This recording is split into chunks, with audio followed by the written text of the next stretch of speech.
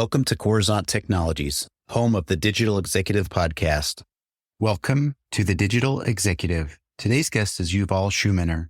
As founder and CEO of Pierre, Yuval oversees business operation and guides the company's product development and go-to-market strategy. Prior to founding Pierre, she was a consultant at BCG, where she was responsible for driving meaningful change at Fortune 500 companies by helping them with their go-to-market negotiation and acquisition strategies. Yuval holds a BS in Finance, Management, and Operations from the Wharton School of University of Pennsylvania.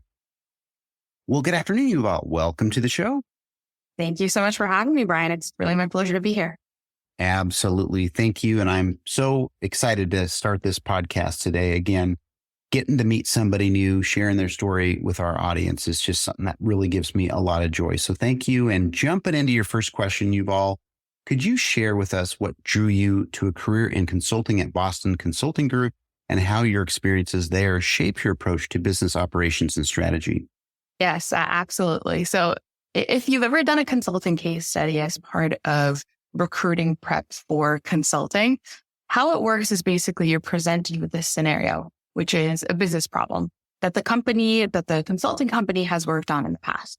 And so, you're presented with a case, a company needs to increase productivity, or a new product line that they want to open needs to be explored, or, they need to improve their operations or their processes in a certain way.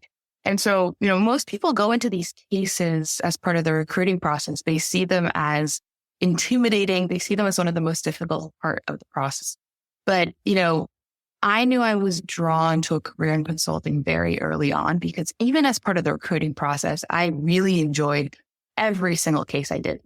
To me, these cases, they feel like they're this puzzle, they're this dance, right? You know that the case study has a solution, because first of all, everything has a solution, but that's also part of their point. These projects, these cases, they have a solution. And so now it's on me to unlock that solution, to unlock that answer. And I have to explore, I have to ask questions, I have to challenge assumptions, I have to think critically, I have to dive into detail, I have to look at charts and understand data. It's this exploration, it's this dance that I'm doing with the interviewer. And when I was recruiting for consulting, I loved it. I loved the process. I told myself that if that's what the job was like, then it is 100% the right job for me. And I wasn't disappointed. I started my career in consulting. I didn't really have as much exposure to it until I came to college. And through that, really learned exposure through the different cases, through the upperclassmen that had gone into consulting, and through the recruiting process. And I found it to be extremely representative of the role. When you're in consulting, when you're at a consulting company, you're basically working on these projects. They're 2 months long, 3 months long, 4 months long. You're given a problem, which could be any problem that, a Fortune 500 company can face. And you go into it knowing that the problem you're facing has a solution. And so you just have to put on your sleuth hat, and you have to put on your critical thinking hat, and you have to, try to unlock some insight, some structure, some framework that's going to help you to find clarity in all the chaos that you're facing. And couple that with the fact that consulting is notoriously known for a lot of travel, a lot of meeting new people, a lot of new experiences, a whole host of different industries that you get to work with. And so, I was very easily sold into a career in consulting. BCG felt like the right cultural fit for me. And I don't mean this as free advertising for BCG, but it was really an incredible place to start my career. And so to answer the second part of your question, right, just how have my experiences there shaped my approach to business operations and to strategy?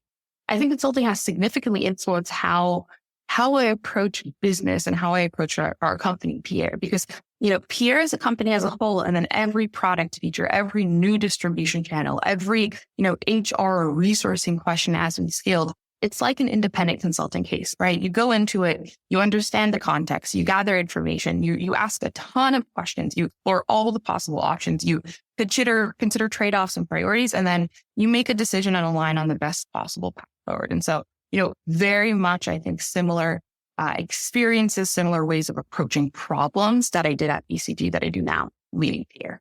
Thank you. Appreciate the backstory. Really love the story. And I can tell you're very passionate about helping others, because you want to learn all the nuances within the business, right? All the stuff you talked about, your creativity, learning to innovate and finding a solution to the problem.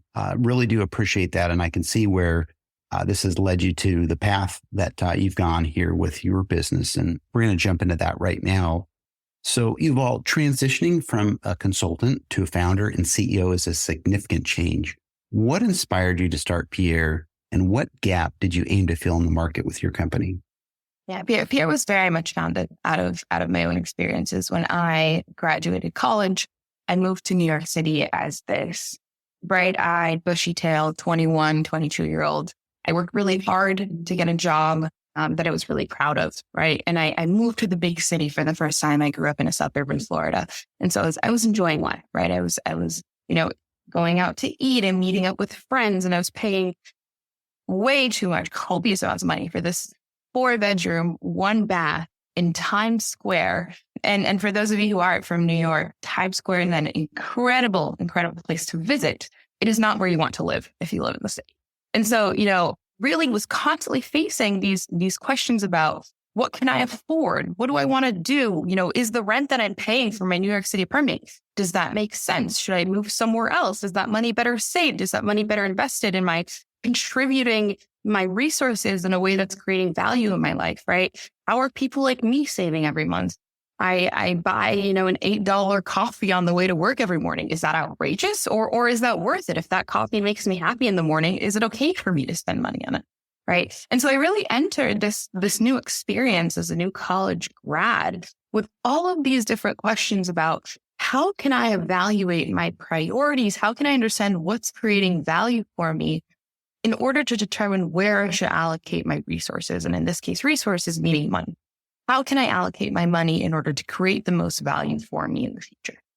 And so I had all these questions running in my head. And I really felt that, my bank account, my credit card statement, all of these tools that I had access to from a financial perspective showed me historical numbers. They showed me what I had spent, but they didn't really help me understand how the choices I was making was influencing my financial future. And they didn't give me the sense that I was improving my financial future, improving my financial position. And so at the high level, Pierre was founded with this vision of, how can we build a platform where users come not only just to manage their finances, but to get a partner that offers them personalized guidance, that helps them evaluate trade-offs, helps them understand how they can create value for them moving forward, help them understand what financial opportunities they're not taking advantage of, where are they leaving money on the table, right? And really helping them bridge the gap in execution of those financial plans. Thank you. And really like you highlighting some of the struggles and the things you had to ponder about expenses every month. Obviously, living in New York City, Times Square especially, is going to be very expensive, but I really like how you had to stop and really ponder this. It's a big life-changing question that you asked, obviously has led you down this path of entrepreneurship. So thank you. And Yuval, you've been involved in acquisition strategies during your consultancy. How does this experience influence your approach to growth and scaling at Pierre? Yeah, that's a good question, because I think it really dives into the biggest parallels between the work I did at BCG and the work that I'm doing now at Pierre. When I worked at BCG, I worked on due diligences. I supported private equity companies as they were looking at acquisition targets. And so when you do a due diligence for an acquisition target, you're not looking at one particular vertical of a company like you are in a traditional case study, right? A traditional case study at BCG, a traditional project at BCG. You're saying, okay, let me look at a recruiting process and see how I can improve it. Let me assess pricing strategy and understand if we can price things better, right? You're really looking at one vertical. But due diligences take a look at the entire company, end to end, everything under the sun, right? You're doing this X-ray about the company you're looking at, the products and the user base and the competition and the upcoming roadmap and the long-term vision and the distribution channels and the monetization and the team and the culture and the business processes. And, everything is within the realm of what you're evaluating. And so I really found this to be an incredible experience or an incredible exercise as a founder, because that's how I also evaluate my company today, every day, every week, right? I do this mini due diligence on our company. And I ask myself, how do all of these different components of our company, our product base, our product roadmap, our distribution channel, our monetization, how we're compared to the competition, right? How do they work together in order to help inform our success and the trajectory of our company in the long term, right? We're constantly evaluating, we're optimizing every single one of those different pieces. Because the biggest takeaway that you have when you do due diligence is that building a company, building a startup, it's more than just having a product, right? If you have a product, but you're not able to build a business around it, you're not able to distribute it, you're not able to build a culture where you're sustaining and retaining individuals and attracting individuals to the company, having a product is not enough, right? It's not enough to just have one of those verbs. And so, putting yourself in the mindset of a due diligence, right? How can we make sure that we're advancing all of those different parts of the business, that we have, a product that people want to use, a user base that aligns with the product, that we have sustainable and scalable distribution and customer acquisition channels, that we have a compelling plan for future features, that we have business processes, right? That keep the company running, that we have a team culture that people love to work at and where we retain our employees, right? All of that has to come together to inform and kind of build all the pieces of the company, all the pieces have to fit together in order to have a successful acquisition. And in the same way, in order to have a successful company that's going to grow and scale. So very much a lot of parallels in the same way that, the way that we would look at companies when we did due diligences is very, very similar to the way that I evaluate our own company right now and understand where we need to lean in and, foster more growth. Thank you. And I really love that. You don't leave any rock, any stone unturned. You really get in there and again, you really highlighted the due diligence and a lot of the research that you do. And I can see why you're successful. So I appreciate that. And Yuval, finally, the last question of the day. What's next for Pierre? Are there new markets or sectors you are aiming to enter or new products we can look forward to in the near future? Yeah, we've got a lot in the pipeline, more than I can share right now. Unfortunately, we have, a lot of things that are in development that we haven't released publicly yet. But we release features very quick. We're a very, very, very lean team. And so we're constantly, releasing new features on the consumer platform. We're able to move very, very fast. I would say the most notable thing for us right now is that we're working on some incredible partnerships with some nonprofits and organizations in the country that are not only going to get Pierre in everyone's hands, but really reinforce the value of Pierre as part of a financial ecosystem. And I think that's really important because I think a product like Pierre succeeds not when it's just an independent personal financial product, right? Not when you use it in isolation, but when it's part of a financial experience that you have day in, day out, part of the other financial transactions, the other financial conversations that you're having.